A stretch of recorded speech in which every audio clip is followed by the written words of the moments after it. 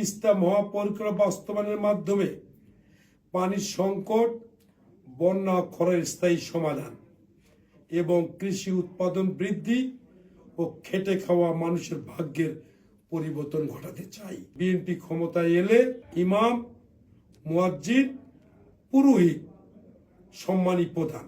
বিসমিল্লাহির রহমানির রহিম। প্রিয় রংপুর 4 আসর পীরগাছা ও কাউনি এলাকাবাসী, আসসালামু আলাইকুম। হিন্দু ভাই বোনদের প্রতি আদাব। আমি আলহাজ এমদাদুল হক ভরসা, আমার বাবা আলহাজ রহিমউদ্দিন ভরসা। এই মাটিতে আমার জন্ম, এই মানুষগুলোর মাঝে আমার বেড়ে ওঠা। ত্রয়োদশ জাতীয় সংসদ নির্বাচনে আমি আপনাদের সেবক হয়ে কাজ করতে চাই।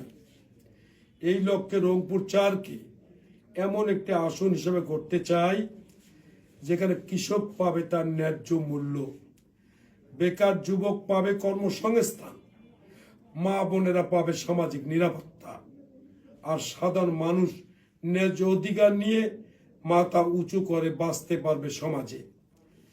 তিস্তা মহাপরিকল্পনা বাস্তবায়নের মাধ্যমে পানির সংকট, বন্যা ক্ষয়ের স্থায়ী সমাধান এবং কৃষি উৎপাদন বৃদ্ধি ও খেটে খাওয়া মানুষের ভাগ্যের পরিবর্তন ঘটাতে চাই।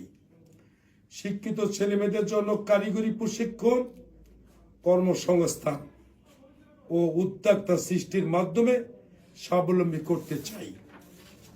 গ্রামীণ অবকাঠামো উন্নয়নের মাধ্যমে স্বাস্থ্য সেবার মান নিশ্চিতকরণ এবং শিক্ষা ও সামাজিক নিরাপত্তা নিশ্চিত করা। আমার নির্বাচনী এলাকা কাউনিয়া পীরগাছা ও হারাগাছে ঘুষ, দুর্নীতি, চাঁদা, মাদক মুক্ত সমাজ বিনির্মাণ করতে চাই।